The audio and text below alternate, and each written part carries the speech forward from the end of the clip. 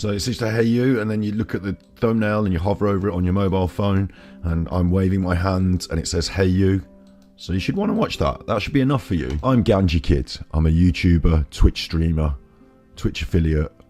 I'm also Grave Kipper. What we're doing today is There's No Place Like Home. This is our favourite, isn't it? This is our favourite homeschooler on the internet. Our favourite homeschooler. There's No Place Like Home is a YouTube channel that has 45,000 subscribers. I've got 50. I need more. If you're watching this, slam me a like. Hit me a subscribe. Here she is. She homeschools. And she's been telling us in the last episode that her main homeschooling strategy is let the kids do what they want, work towards a couple of maths tests, and for the first 6 weeks we just sort of go out into town and they go riding about on their bikes and playing in the grass and we learn. They think that Jesus came back on year 1 AD, year 2 AD. He didn't spend a lot of time up in heaven, he came straight back, and that we had the apocalypse and all that right then, early doors. We've had 1,000 years of Jesus' rule, now the devil's in charge, and we've had 200 and 300 years of the devil, and that because that doesn't add up with our calendars, there's been this great mudslide, they believe. This great mudslide, mud floods.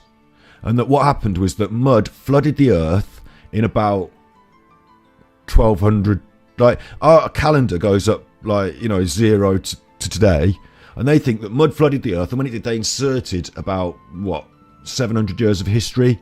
Made it up, stuck it in there in our books. Made it up. The devil did it. Made it up, stuck it in the books. So we think we're on year 2nd millennium, 2000 years since Jesus, but actually we're only 1,000 years since Jesus, and there's been some fake history inserted, and at the time that they inserted it was during this time when the whole world was trashed with mud floods. These aren't pictures of the actual mud flood. This is interesting though, because today I looked for pictures for our our thumbnail, and I found these interesting pictures of mudslides, which we're going to use maybe later to sort of talk about mud. But that's the concept. I've explained it quite straightforward and quick for you, hopefully. Hi everyone, I'm Shelly and you're watching There's No Place Like Home. Today I'm back with another question the narrative video, and this time I'm revisiting the mud flood theory, and it's not going to be the last time that I'm checking it out because I think that it's extremely interesting. It looks like it could be more of an aqueduct, but it could also indeed be the photo of an enormous melted building. Right, it definitely can't be the photo of an enormous melted building, though. We know that, don't we? Let's see. This is incredible. And this is going to blow your mind. This is incredible. On the right, we have the Sagrada Familia Church by Gaudi. It's quite if you took a photo of that from a distance, you're going to just see it as a bit of a mess. This is the church, the Sagrada Familia Church. So it's not a melted building. See, I knew it had been renovated. Here's a picture of the renovation taking place. Still under construction, so I'm a bit wrong. I don't claim to be the authority on everything. I'm just an authentic person who, knows a bit here, knows a bit there. Like you, David, I knew it was Gaudi, but I didn't know it's still under construction. Maybe he died, and look at it, it's a massive project, isn't it? So maybe he died, and then trying to finish it off still. She hasn't showed us, this is Gaudi's church. She hasn't said that. She said, look at this old building. Could be from anywhere. Who knows? You have to go and find out yourself. And now that we found out, it proves against her. But look what it's next to. This is what you're going to have to bear in mind. Look, this is the level of what we're talking about. What it's next to is clearly a termite mound, isn't it? There's grass in the foreground, so you can see the scale and size of that building. It's not a building that's next to it, is it? Isn't that a termite mound? What's that? That's the picture. That's the picture that she was looking at. But what they're saying here about this termite mound is termites form cooperatives. They're nester colonies. They have many shared interests. This mound still exhibits a significant element of trying to climb skyward. So now we know where that is termites. It absolutely is termites. Yeah? It's termites. So why has she got a picture of Gaudi's church and a termite spot thing next? What's going on? And here's just another example. We have this beautiful building over here. And then we take a look at this, and this certainly looks like it was a building. I don't know how big it was, though. You think it's a chuffing building? You think that's a chuffing building? And she even says, she doesn't know how big it is because of the scale. Look, there's grass in the foreground in the picture. There's grass in the foreground. Of course you know how big it is. That's grass. They're not giant palm plants, are they? It's grass. They're trees in the background. Background, foreground, grass, termite mound. To me, this actually looks like it was very small. So I'm actually kind of leery about that now looking at it a second time, but you can give me your thoughts on that one. I'll give you my thoughts on that one. What the chuff is wrong with you? This one definitely looks like something melted and landed on top of this building right here. No. I mean, it could. Do you know what? When a volcano pops its load, it could, couldn't it, and land on a building. That could happen.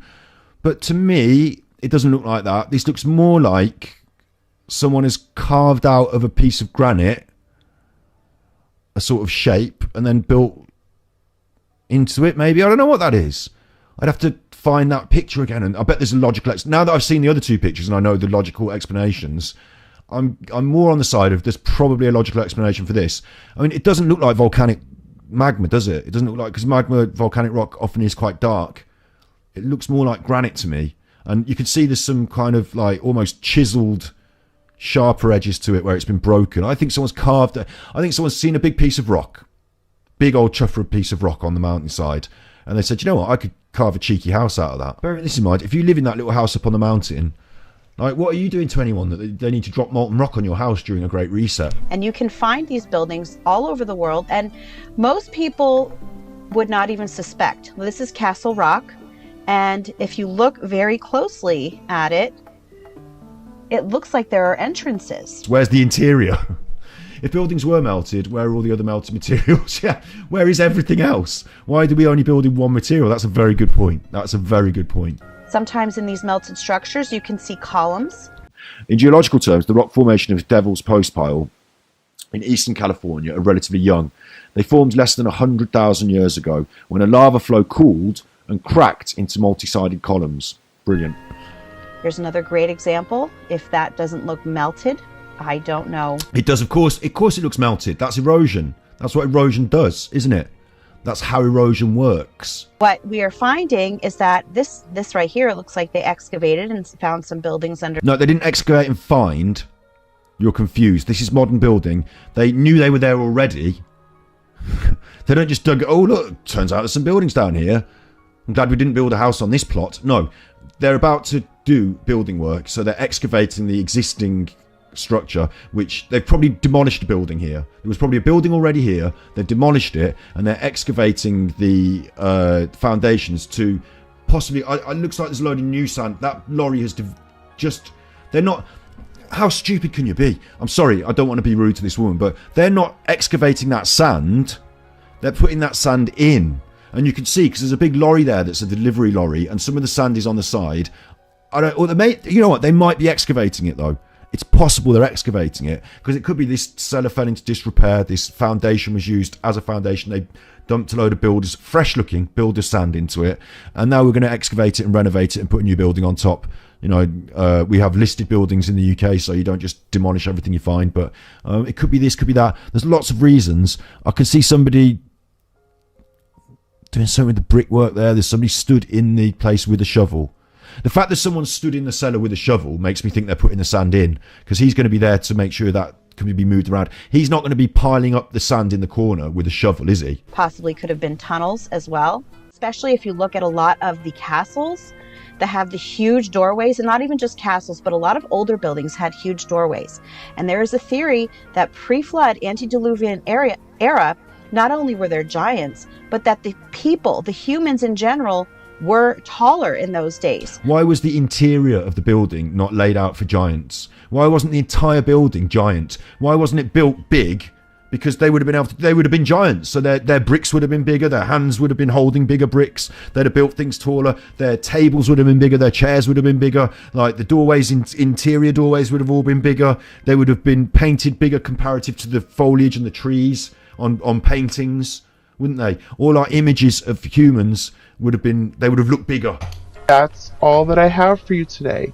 If you like this video, give it a thumbs up. If you haven't subscribed yet and would like to hear more of what I have to say, I would love if you would do that.